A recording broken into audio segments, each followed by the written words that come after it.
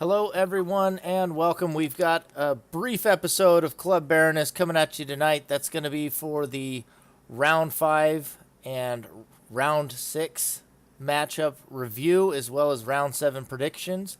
I've only got 2 guests who actually managed to show up tonight, and we won't name any names of those who didn't show up, even though they had indicated they might. We've got we've got Reborn Gaignun. Zinx's shadow. And we've got Warmachine with me, Uh, making a deep run himself in this tournament. Both players still staying alive. And so, let me pull over the stats here for round 6. Pull that up on screen for everybody here. We're starting with round 6 here, and we'll do a little recap of that. We didn't do a recap of round 5, but we're just going to go straight to round 6 for tonight. In round 5, we lost also Sardonic Jester and Algol Mantis. You can see it there briefly. But in round 6, gray teams are eliminated. Up here you'll see 2 teams, Ebony and Savage, as well as Mirage and Darcia. They participated in round 6, but were eliminated. And you can see the teams that are still in and their records up here at the top. So starting with the matches here, we had in round 6, we had some poor choices in Kamikaze Mario versus Ebony Scarface and Savage Sim. Did you get a chance to see that one, Gainan? Yeah, that was a really good match I liked watching. I don't have it open for some reason, even though I thought I opened all the matches. But anyways, this was an example of a lot of people said, how do I fight them? How do I deal with the situation? I'm not sure what to do. And most people weren't sure. They couldn't figure it out. And I believe I kept saying, use reincarnation and slam their face. And they said, what if we used reincarnation and slammed their face? Spoiler, it worked. They were super aggressive. They didn't leave any breathing room, especially picking on, on Refinery, it was Ebony, right? Was the first one. Just like relentlessly. And then whoever looked most vulnerable had a slow start because their decks they were using had a great late game, but if you didn't get there, it was difficult. Yeah, I think both of them, all 3 games, they both used Tiger Strength, Rhea, and Willow Hyper Kick, and I think those were like the only 3 Fire attacks they Gehenna. had. Oh yeah, Fire Gehenna. Yeah. So like Tiger Strength, Rhea, and Willow Fire. When your That was opponent's it. shields are really predictable, it's pretty easy actually to like figure out how to get in there. Yeah, what'd you think of that series, Warmachine? the keeping the same faith decks really worked out for him, and then that Opti on Pano ended up working against Ebony and Savage because it just allowed him to use more of those faith attacks. Yeah, it was a pretty clean win. I thought it was going to be a little bit closer of a series, but Choices of Mario really stepped up their game there, ran them over hard. Fun matches to watch though. Yeah, Mhm. all around. Check my volume. That's why everybody's too loud. Everyone's too loud because the volume is too high. You heard it here. Yep, it's absolutely groundbreaking. And then we have the next match actually featured both me and Warmachine in it. So you want to take that one as well, Guinan? Yeah. So this was a brawl. Honestly, it in the current tournament, I guess the current like season, if you will's fashion. The matches are fast and violent. Defensive play is often just gone by the wayside of like punching people with vibration and rock shots. We saw a lot, like on City, one of those crazy fast vibration starts from Bregan again. Even though he took a pile of damage from being in the middle, he was able to make do with blasters and stuff. And then Pano was that was the 7 damage Lucifers, right? Yeah. Yeah. Bregan made some weird schoolgirl noises and did 7 damage with Lucifer's arrow. Or PD did. And yeah, just like stats that weren't contested. I believe there was an Armoros, but they had the answer to it. And gosh, what do you do with people who are like super fast and high damage? And the first game wasn't recorded, right? You can tell me a little about that one. Yeah, we had Invoker read a little write-up of it. Maybe we could get Warmachine side of it, because I was the one that did the write-up. So why don't you tell us a little bit about Game 1, Warmachine? Yeah, so we brought our memory lapse that we had used on and put it on that little locker there on Refinery, Nice. and we're getting some use out of boosted reans. Kind of still back and forth even with that though, because PD had a rean of his own, and Bregan was still getting some hits in with the single-use ones, and then he got a dash and was able to get it down and kind of turned it around after that. Weird death locations. I think Bregan was on top of a pipe and jump pad. Gotcha. Last Yeah. pickup kind of hard. Memory lapse and reduced entropy are really interesting in a world where you expect everyone to have a reincarnation these days. Yeah, just real tricky to decide like how correct it is to bring these things, which it'll actually do. And I'd almost used a Rian deck. I was debating between two arsenals on that map, and I ended up going with a different one. And so it shut me down pretty hard, but I was, 50-50. I almost used the other one. And if I'd used that one, we would have been in a really good spot, because we would have both had Rian in that case. And I would have had a couple of heats on it, too. So we would have been on almost even footing. But as it was, I chose the other one. And so they had us in a really tight spot there for a minute, where I was going to be out of attacks. And they'd already busted through all my shields too. I would note that Warmachine and Skabus put me in really awkward positions and managed to get through all 4 of my shields while the memory lapse was down. Yeah, it's good. So it's a really good match. Yeah. We also had Wardog and Sandal versus Jay and Murder last round. Did you get that one, Warmachine? Yeah, I watched that one. One where Jay and Murder came prepared. Bill and War were bringing. They lost. That Jay and Murder lost that first one on Palace. It was kind of back and forth. They were able to take Jade down going for the pickup. That was a good one. And then on Highway, Sandal and War tried bringing the Vicious Balance. I think that works real well the majority of the time for a lot of people on Highway, just because everybody always has lasers, and that with boost mines and stuff like that makes it easier to recover. Jay Absolutely. and Murder did a good job of recovering, but they were fun matches to watch. Yeah, I thought the high one especially was a lot of fun, just because they both started with Amulet, managed to survive the first Vicious, and then Sandal worked around it by pulling out a Judgment, finishing off their amulets, and immediately throwing another Vicious back down to 0, and they each lost like 8 or 9 aura when he did it. And it was just really, really fun. I always love watching Sandal run janky combos, because he just has such inventive ways to make sure it happens. It was a lot of fun to watch. A lot of players would absolutely not have thought about like the Judgment being a crux piece of that puzzle. Mm-hmm. Oh yeah, it definitely worked out for him.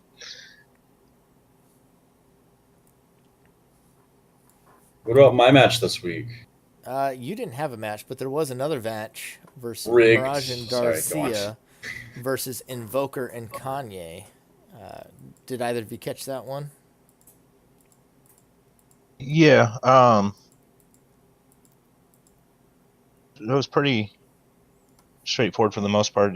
Mirage and the Vicious and Quantum on Highway, but they play a memory lapse on Scene also in the Violent Change.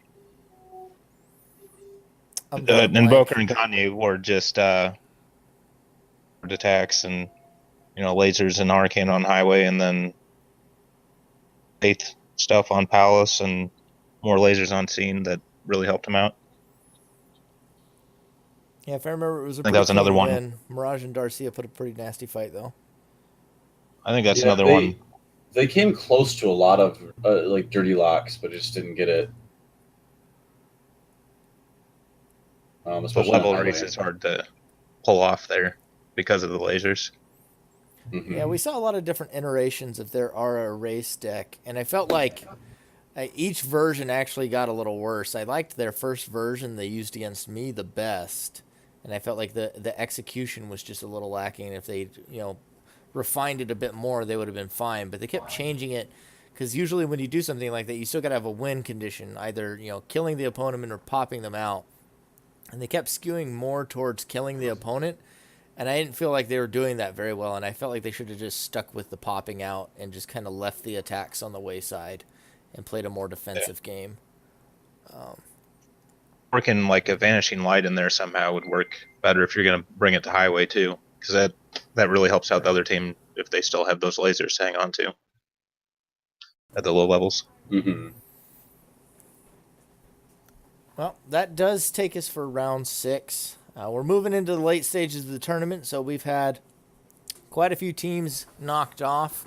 We are down to 7 teams now, and we are poised to lose likely 2 or 3 teams this round as well. At least one, no matter what. Yeah, at least one's going to be eliminated no matter what.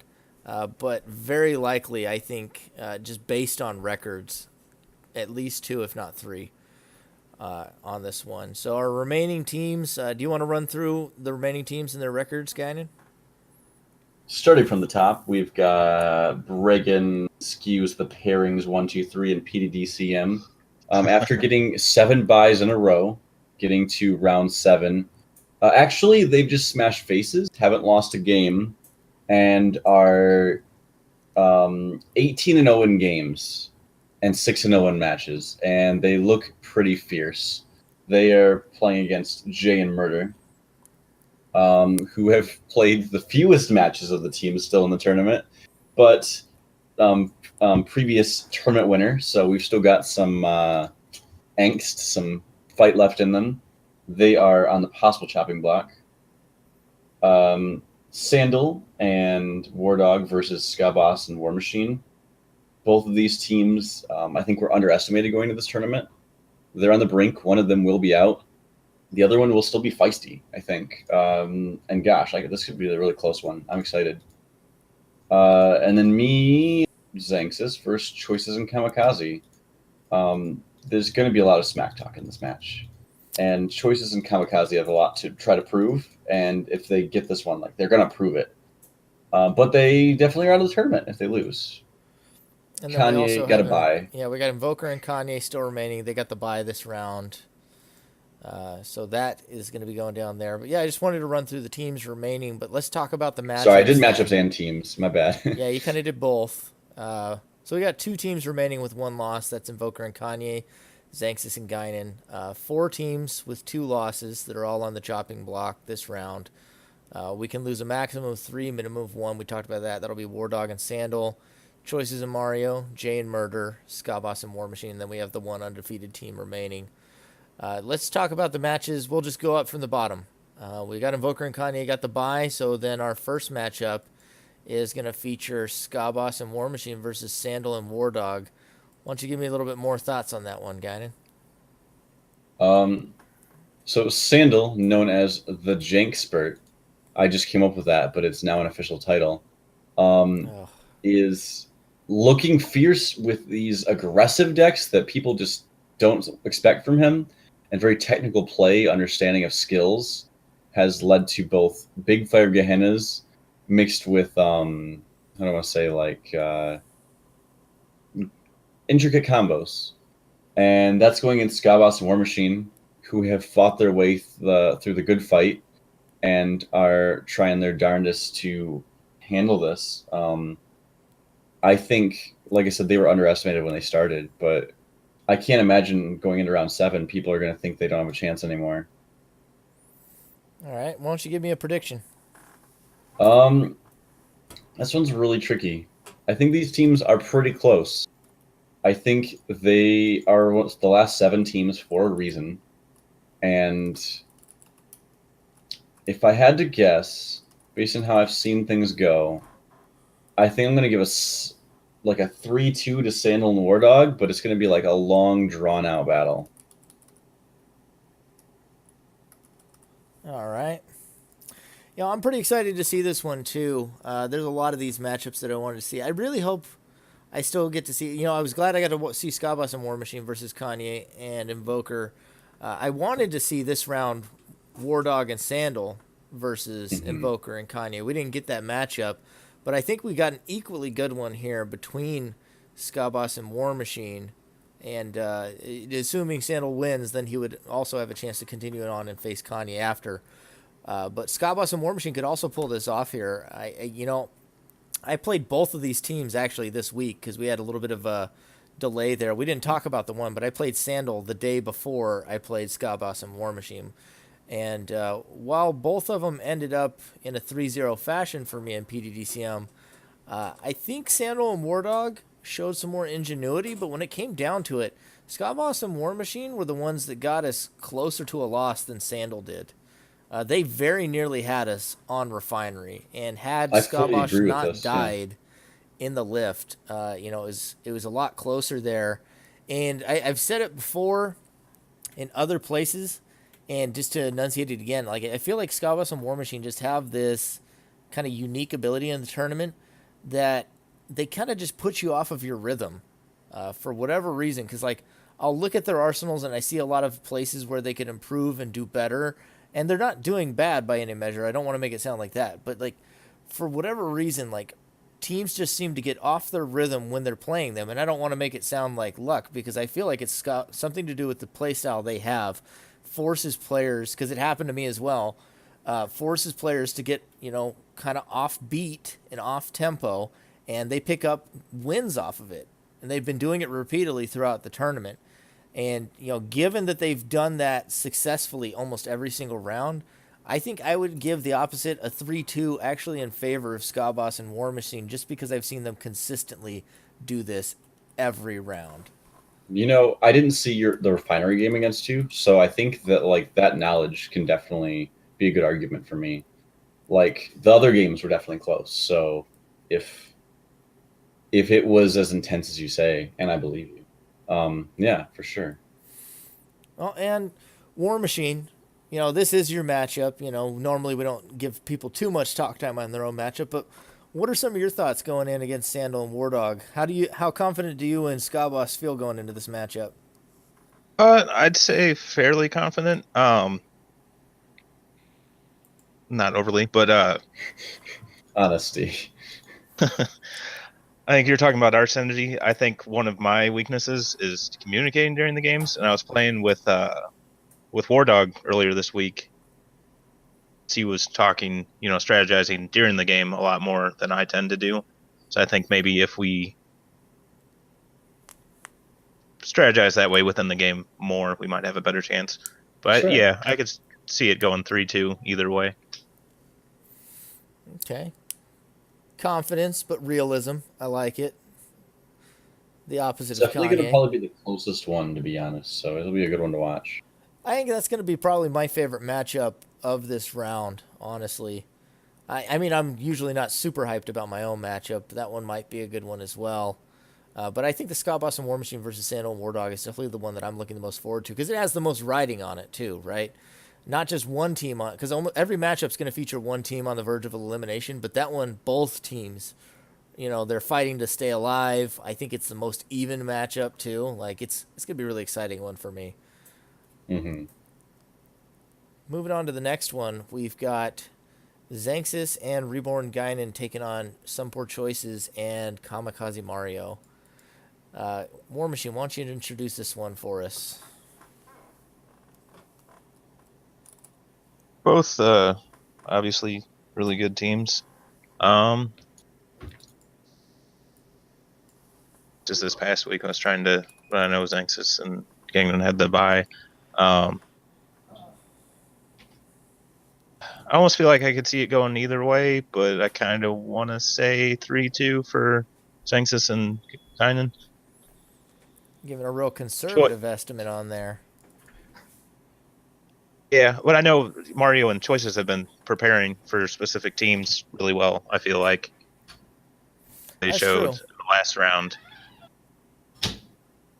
A close one, a fun one to watch. That is one of the strength that they've had before is they prepare well for certain teams. We'll have to see if they have a good read on them. So that's a 3-2, you're saying. Let me put that on there. Now, that is the same story I told Murder right before I played him. So I don't know if I want to repeat it and jinx these guys. Because I said that Murder would have the best read on me. He was going to, take the series. Yeah. Well, yeah, they are regular scrim partners, both these teams. So I think it's going to be real close when it comes down to it. I got to just, bet on the raw talent of Xanxis and Gaignun, though, that they're both good for, prepping as well. And if I have to bring it down to that, I would definitely have to bank on the raw talent proving out. And I'm going to say 3-1, they pull off an upset with something you don't expect. But other than that, I'm going to say the rest of the games are pretty clean in your favor. Impressive. It's getting towards the end of the tournament. I want to note that besides our disqualification loss, we don't have any game losses yet so far. Neither does Bregan. So these are the two teams left. So if they take one, even if they only take one, that's still a noteworthy action, I think. Yeah, sure to be a fun matchup no matter what. I think everybody really enjoys choices in Mario in the tournament. They always have fun matches to watch. They're almost always exciting. I don't enjoy choices. He's a bad person. I think the only one that people didn't enjoy was his first round. People didn't seem to have much to say about that one. Hopefully it doesn't look similar for his sake. Yeah, if you have to head out of the tournament, which he's definitely based on record right now, that's the more likely option. You want to go out with your head held high. So hopefully he goes out with a win or two, him and Mario, and they can, pat themselves on the back. But I mean, even if they go 0-3 against Gaignun and Xanxis, you got to admit they made it to top 7. They've had impressive showings. They've taken down other big names, and can't take anything away from them. They've had a good showing in this tournament. So if it is their last appearance, it'll be sad to see them go. But that is the way of tournaments. You have to lose players so you can have eventual winners. Mm-hmm. I will mention that, Kamikaze is a good player. He may carry him. So I guess that brings us to the last matchup. That's going to be Jay and Murder taking on myself and PDDCM, and I'll let you guys discuss that one a little bit more. Well, so this is the matchup of all of my favorite people. I mean, I have found success in tournaments with 3 of these 4 people as my partners, you might note. Good old Davio, PDDCM, back in the day, as well as Bregan and Murder more recently. And so obviously they're good players, or else I wouldn't have played with them. Obviously.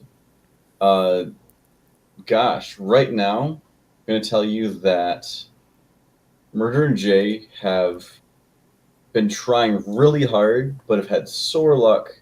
And I feel like they've had some miscommunication as to what their team's goal is. Bregan and PD getting buys, haven't played much, but actually taking a week off. But they came back and impressed as soon as they came back. PD is looking like fire this tournament, and I don't know. We're gonna have to see if I had to make it down to Bregan versus Murder and Jay versus PDDCM, just like comparing the cartwheelers and jumpers. Think Bregan and Murder could go dead even in a long series of games. But I want to give a nod towards PD being able to outplay Jay. So if it comes to that, just like raw 1-on-1, I feel like Bregan has the upper hand. All right, so what's the prediction? Do we lose a game finally? So I said they would take games from me. And it was a unfortunate and pretty clean 3-0. I can't imagine they're going to let that happen again. They won the last match, and it looked pretty good for them. I think it'll be 3-1 in your favor. 3-1. That's wrong tab. We haven't heard much out of you, Warmachine, yet. Tell us a little bit about what you think here. Thing he said, I think that if